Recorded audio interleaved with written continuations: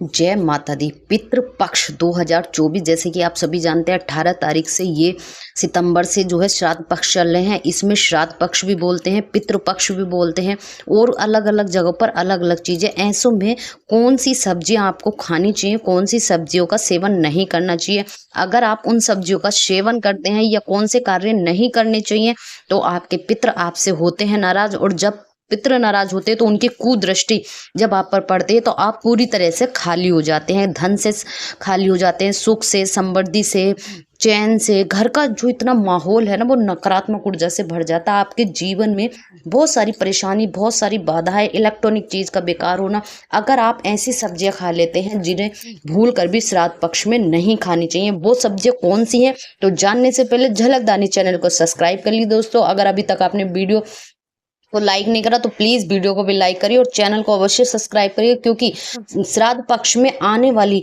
जो भी चीजें हैं कि कौन सी चीजें नहीं करनी चाहिए, क्या खाना चाहिए, पितृ पक्ष में श्राद्ध में क्या क्या कर सकते हैं, क्या नहीं करना चाहिए, ताकि वीडियो की नोटिफिकेशन आप लोगों तक पहुंच सके। कहते हैं श्राद्ध पक्ष जो है वो श्राद्ध में जो पितृ होते हैं उनके लिए दान, दर्पण, पिंडदान और श्राद्ध करने के लिए होता है। ऐसे में हमें विशेष चीज रखनी है कि गंगा जी, गया जी या यमुना, गंगोत्री, किसी भी चीज में उनको भोजन खिलाएं, उन्हें वस्त्र धारण करें, उनका दर्पण करें, दान करें, पिंडदान करें।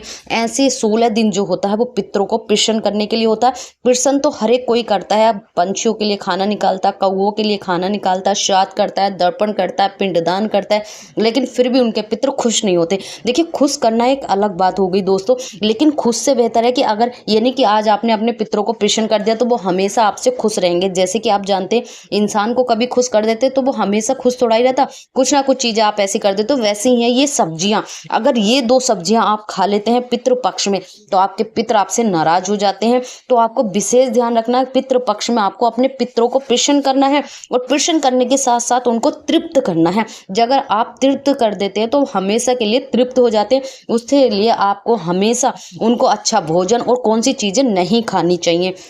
ऐसे में अगर आप अंडा, नॉनवेज, लहसुन, प्याज ऐसी चीज़ों का सेवन करते हैं तो आपके घर से आपके पितृ आपसे नाराज हो जाते हैं। आपको यही ध्यान रखना है कि आपको लहसुन, प्याज, मांस, मंदिरा, अंडा, नॉनवेज का सेवन बिल्कुल भी नहीं करना है। सब्जियों में आपको कौन सी सब्जी का सेवन नहीं करना चाहिए, अगर आप करते हैं ऐसी सब्जी का सेवन तो आपके पितृ आपसे नाराज हो जाते हैं। अगर आपको कौन सी चीज़ खानी चाहिए, कौन सी चीज़ का भोग लगाना चाहिए, आपके पितृ तृप्त हो जाएं, आपके पितृ आपसे प्रसन्न हो जाए तो जानेंगे। वीडियो को स्किप मत करना दोस्तों, बहुत ही इंटरेस्टिंग चीज़ है और एक ऐसी चीज़ है जिससे कि आप हैं अनजान। आपको पितृ पक्ष में बैंगन का सेवन नहीं करना चाहिए। यही आपको जो बैंगन के साथ साथ कद्दू की सब्जी होती है, कद्दू की सब्जी बनाना अच्छा होता है, काशी फल भी बोला जाता है। उसी के साथ आता है दूसरा मोंगरा, जिस पर व्हाइट कलर का लेमन लगा होता है, व्हाइट कलर जैसा होता है, तो उसको आपको कभी भी नहीं खाना चाहिए। अगर वो चीज़ बनाते हैं तो ये वर्जित मानी जाती। इसी के साथ बात करते हैं कि आपको हमेशा पंछियों के लिए भोजन अवश्य निकालने चाहिए। इन 16 दिनों तक आपको एक रोटी गाय के लिए और लास्ट की रोटी भैरों के लिए अवश्य निकालनी चाहिए 16 दिन तक पितृ पक्ष में। और इसी के साथ अगर आप अपने पितरों को प्रसन्न करना चाहते हैं तो 16 के 16 दिन 1 लोटा जल दक्षिण दिशा के करके अपने घर पर भी दे सकते हैं, या आप शिवलिंग पर जाकर अपने पितरों का स्मरण करके 1 लोटा जल अवश्य दीजिए। मात्र 1 लोटे जल से आपके पितृ प्रसन्न हो जाएंगे। दान, दर्पण, पिंडदान ये सब चीजें तो करते हैं, लेकिन आपके पितृ जो हैं 1 लोटे जल से तृप्त हो जाएंगे। और जब आप उनको तृप्त कर देते हैं तो वो आपको हमेशा हमेशा के लिए खुश रखेंगे, आशीर्वाद प्रदान करेंगे। आपके जीवन में कष्ट, संकट, परेशानी, दुख, दर्द ये कभी भी नहीं आएगा। यही बात करते हैं कि बैंगन के साथ साथ आपको बैंगन तो नहीं खाना, मोगरे की सब्जी नहीं खानी है। इसी के साथ में आता है कि आपको पत्ता गोभी, जो पत्ता गोभी होती है वो भी आपको गलती से नहीं खानी है। तोरी का सेवन आप अवश्य करना चाहिए। श्राद्ध पक्ष में तोरी अवश्य बनानी चाहिए। तोरी बनाने से आपके पितृ आपसे प्रसन्न होते हैं।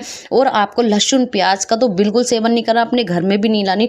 यही आपके घर के जो पुरुष हैं उनको विशेष ध्यान रखना है कि आपको दाढ़ी और बालों का मुंडन जो होता है, बच्चों का मुंडन करा देते, कुछ लोग बाल कटिंग कराते, शेविंग कराते, इन चीज़ों का भी ध्यान रखना चाहिए। ऐसे में श्राद्ध पक्ष में 16 दिन तक ये चीजें नहीं की जाती हैं। नाखून काटना, शेविंग करना, बाल कटिंग करना, शादी विवाह की बात करना, कोई भी नया काम करना, सगाई, मुंडन, ये सारी चीज़ें ब्राह्म होता है। नया घर, गाड़ी, कोई भी शुभ कार्य करना वर्जित माना जाता है। सिर्फ 16 दिन पितरों के लिए हैं, जो कि श्राद्ध के लिए हैं, दान के लिए हैं, दर्पण के लिए। तो अपने पितरों के लिए दान करिए, दर्पण करिए, पिंडदान करिए।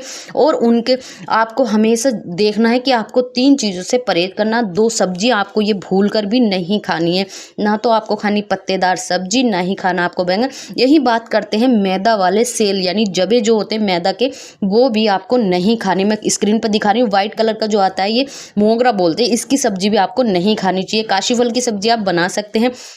और अपने पितरों को प्रसन्न करने के लिए आपको तोरी की सब्जी अवश्य बनानी चाहिए। यही भोग मीठा जो भी उनको पसंद है वो अवश्य दीजिए, उसके साथ मीठा अवश्य आपको दान करना चाहिए। यही वस्त्र दान, दर्पण, पिंडदान सब कुछ करना चाहिए, क्योंकि आप अपने पितरों को प्रसन्न कर सकते हैं। उसी के साथ 16 दिन तक आपको नियम नहीं तोड़ना। 1 लोटा जल शिवलिंग पर अवश्य दीजिए, अपने पितरों का स्मरण करके दीजिए। दक्षिण दिशा की तरफ को मुख करके शिवलिंग पर आपको जल अर्पित करना है। ऐसा करने से आपके पितर जो हैं तृप्त हो जाएंगे, उनको मुक्ति मिलेगी।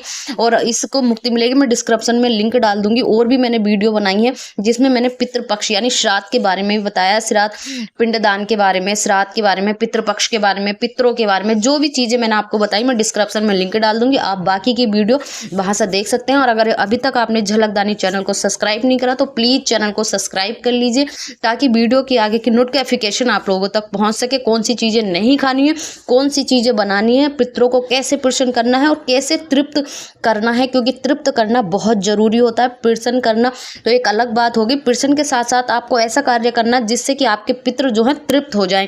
और तृप्त हो जाते तो आपके पितरों का आशीर्वाद मिलेगा। यही आपको 16 दिन तक आप कौओं के लिए रोटी जरूर निकालनी है, भैरों के लिए रोटी जरूर निकालनी है। और श्रद्धा भक्ति के साथ अपने पितरों का स्मरण करते रहिए। जिनके पितृ चले गए हैं वो धरती पर होते हैं, लेकिन इन 16 दिन में अपने पितरों का स्मरण अवश्य करना चाहिए। जो अपने पितरों का 16 दिन में स्मरण नहीं करते हैं वो हमेशा दुखी परेशान रहते हैं, क्योंकि उनके पितृ उनसे नाराज हो जाते हैं। कहते हैं ना, कोई नाम लेने वाला नहीं, फिर कुछ अलग कुछ नहीं।